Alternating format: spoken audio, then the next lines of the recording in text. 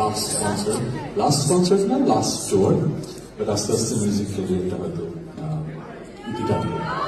So it's natural.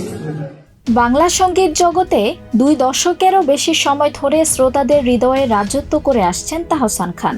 তবে সম্প্রতি ভক্তদের জন্য তিনি জানালেন এক অপ্রত্যাশিত খবর। অস্ট্রেলিয়ার মেলবোর্নে অনুষ্ঠিত এক কনসার্টে তাহসান ঘোষণা দেন এটি তার শেষ ট্যুর। ধীরে ধীরে তিনি সরে আসবেন সঙ্গীত জীবন থেকে। প্রশ্ন উঠছে, তাহলে তাহসান কি নাট্য অভিনেতা তামিম মৃধাকে অনুসরণ করে ইসলামের পথে ঝুঁকছেন? ঘোষণার সেই মুহূর্তে স্তব্ধ হয়ে যায় পুরো হল। দর্শকেরা একসঙ্গে নানা ধ্বনি তোলেন, অনেকেই চোখের পানি মুছতে থাকেন, কিন্তু তাহসান নিজের সিদ্ধান্তে অটল থেকে গান চালিয়ে যান। এরপর 22 সেপ্টেম্বর গণমাধ্যমকে এক বাক্যে তিনি বলেন, একটা সাধারণ জীবনের আশায় এমন সিদ্ধান্ত নিয়েছি। পেশাদার সঙ্গীতে 25 বছর পার করা এই শিল্পী বর্তমানে অস্ট্রেলিয়া ট্যুরে রয়েছেন। অ্যাডিলেড ও সিডনির কনসার্টে হাজারো ভক্তদের উচ্ছ্বাস তার জনপ্রিয়তা আবারও প্রমাণ করেছে।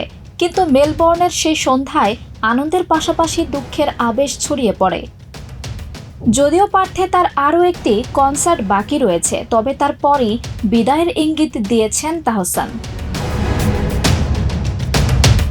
তাহসান বারবার বলেছেন তার কাছে মিউজিক আবেগের জায়গা, কিন্তু বয়স, সময় আর জীবনের অগ্রাধিকার তাকে ভিন্নভাবে ভাবিয়েছে। মেয়ে বড় হয়ে উঠেছে, তাই মঞ্চে দাঁড়িয়ে গান গাওয়া তার কাছে আর আগের মতো স্বাভাবিক মনে হচ্ছে না।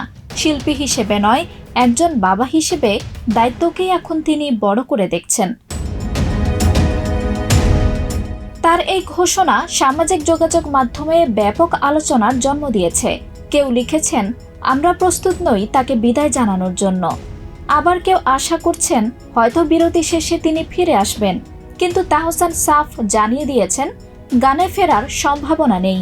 এভাবেই ভক্তদের আবেগ ছুঁয়ে গেল তার বিদায়ী সুর। আঞ্জুম হক আরবি, প্রজন্ম 24।